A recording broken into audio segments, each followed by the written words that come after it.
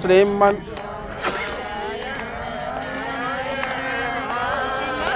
नारायण विष्णु नारायण नारायण नारायण विष्णु नारायण नारायण भगवन नारायण नारायण नारायण भगवन नारायण भगवन नारायण नारायण नारायण भगवन नारायण भगवन नारायण नारायण नारायण भगवन नारायण नारायण श्रीमन नारायण नारायण श्रीमन नारायण नारायण। प्रेम से बोलो विष्णु भगवान। श्री कृष्ण गोविंद हरे मुरारी हे नाथ नारायण वासुदेवा। श्री कृष्ण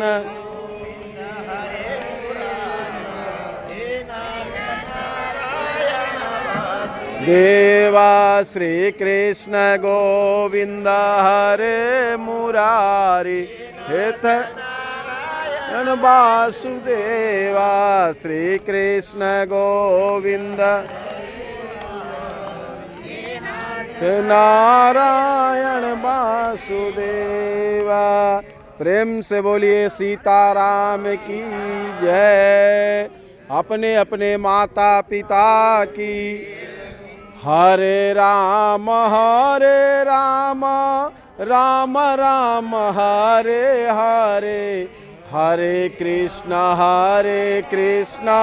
कृष्ण कृष्ण हरे हरे हरे राम राम राम हरे हरे हरे कृष्ण कृष्ण कृष्ण हरे हरे हरे राम राम राम हरे हरे हरे कृष्ण कृष्ण कृष्ण हरे हरे। प्रेम से बोलिए विष्णु भगवान की जय।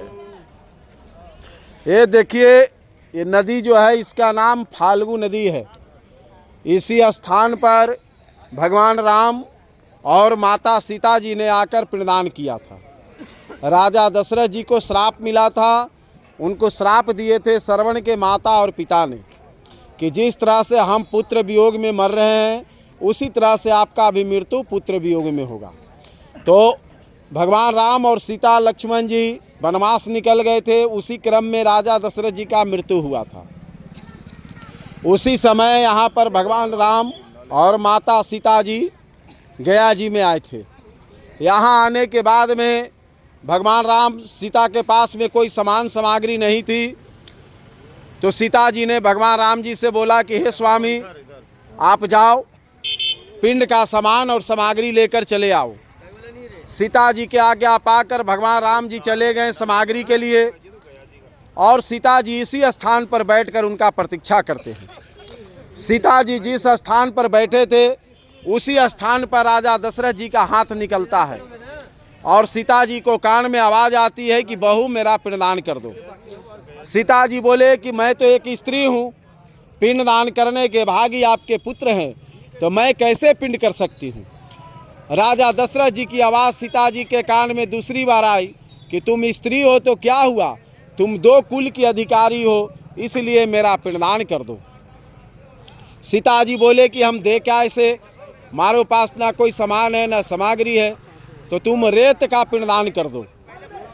सीता जी ने 5 को साक्षी माना और साक्षी मानकर 3 रेत का लड्डू बनाकर राजा दशरथ जी को हाथ में दे दिए और राजा दशरथ जी को मुक्ति मिल गया। उसके बाद में आए भगवान राम जी, माता सीता जी से पूछे कि क्या आपने पिंडदान कर दिया। तो हाँ भाई हमने तो पिंडदान कर दिया। अब उसके बाद में सीता जी ने बोला कि भाई हम तो पिंडदान कर दिए। तो भगवान राम जी बोले कि भाई क्या से किया? तो हमने 5 को साक्षी मानकर रेत का पिंडदान किया। तो 5 को साक्षी किसको माना? तो पहला फाल्गु नदी, दूसरा गाय, तीसरा ब्राह्मण, चौथा तुलसी और 5वां बड़ का पेड़। 5 को साक्षी मानकर सीता जी ने पिंडदान किया। सीता जी बोले कि अगर नहीं विश्वास है तो आप इनसे पूछ लो। जब भगवान राम जी गए पूछने फाल्गु नदी से, तो फाल्गु नदी ने झूठ बोल दिया। गाय से गए पूछने तो गाय ने भी झूठ बोल दिया। ब्राह्मण से पूछने गए तो ब्राह्मण भी झूठ बोल दिया।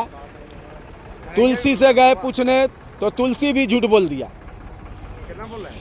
जोगना टाली है और सांगाकुर में लोग। तो बड़ का पेड़ जो है सो वो सच बोला कि सीता जी ने पिंडदान यहाँ किया है। तो उसके बाद जो है 4 तो झूठ बोल दिया, 1 सच बोला। तो विश्वास किसके ऊपर होगा? 4 पर होगा। सीता जी क्रोध में आकर इन 4 को श्राप दे दिए। फल्गु नदी को श्राप पिला कि जाओ तुम गुप्त हो जाओ, तुम्हारे अंदर में पानी रहेगा, ऊपर से दिखाई नहीं दोगी। ये पानी जो देख रहे हैं ये पानी जमा हुआ है, बारिश का पानी है। उसके आगे आप देखो तो सूखा हुआ है, ये रबड़ का डैम बना हुआ है, इसीलिए पानी ये रुका हुआ है। दूसरा गाय को श्राप पिला कि तुम्हारी मुंह की पूजा नहीं होगी, तुम्हारी पूछ की पूजा होगी। तीसरा ब्राह्मण को श्राप पिला कि आप हमेशा दरिद्र के समान ही रहोगे, हमेशा मांगते ही रहोगे। चौथा तुलसी को श्राप पिला कि तुम्हारा पौधा, तुम्हारा वृक्ष गंदगी जगह पर ज़्यादा दिखाई दोगी, अच्छे जगह पर कम दिखाई दोगी। 5वां बड़ का पेड़, इन्होंने सच बोला तो सीता जी ने खुश होकर इनको वरदान दिए कि जब तक ये पृथ्वी रहेगा आप इसी तरह से अक्षय रहोगी, हरी भरी रहोगी। उसके बाद फिर भगवान राम जी जौ का आटे का उन्होंने पिंड बनाया और पिंड दान करके वो यहाँ से प्रस्थान कर गए।